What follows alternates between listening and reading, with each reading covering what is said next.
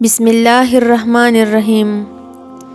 نفرت گناہ سے کرو، گناہ کرنے والے سے نہیں، شاید تمہاری محبت میں آ کر وہ گناہ کرنا ہی چھوڑ دے۔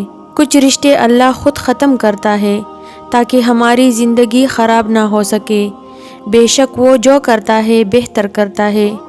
وہ جگہ چھوڑ دو جہاں تمہارے احساس اور تمہارے الفاظ کی قدر نہ ہو، پھر چاہے وہ کسی کا گھر ہو یا کسی کا دل۔ ہمیشہ ایسے شخص کو چنا کرو جو آپ کو عزت دے، کیونکہ عزت محبت سے کہیں زیادہ خاص ہوتی ہے۔ صرف قرآن پاک ہی وہ سچا دوست ہے جو قبر میں بھی آپ کا ساتھ دے گا۔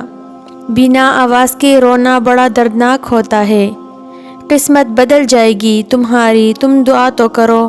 تنہا انسان کو کبھی تنہا نہ سمجھنا، کیونکہ جو تنہا ہوتا ہے اس کے سب سے قریب اللہ ہوتا ہے۔ اگر وہ تمہیں نہ ملے جیسے تم چاہتے ہو تو سمجھ لینا کہ کسی اور نے تمہیں اپنے لیے مانگا ہے۔ وقت، دولت اور رشتے یہ وہ چیزیں ہیں جو ہمیں مفت میں ملتی ہے، مگر ان کی قیمت کا پتہ تب چلتا ہے جب یہ کہیں کھو جاتی ہے۔ لوگوں کے ساتھ ایسا برتاؤ رکھو جیسا برتاؤ تم اپنے لیے پسند کرتے ہو۔ قرآن کہتا ہے، اور مکڑی کے جالے سے بھی زیادہ کمزور ہے یہ دنیا کے سہارے۔ ہمیشہ بولنا نہیں پڑتا، تمہارے آنسو بھی اللہ سے باتیں کرتے ہیں۔ سکون پتہ ہے کیا ہے؟ اکیلے بیٹھ کر اللہ سے باتیں کرنا۔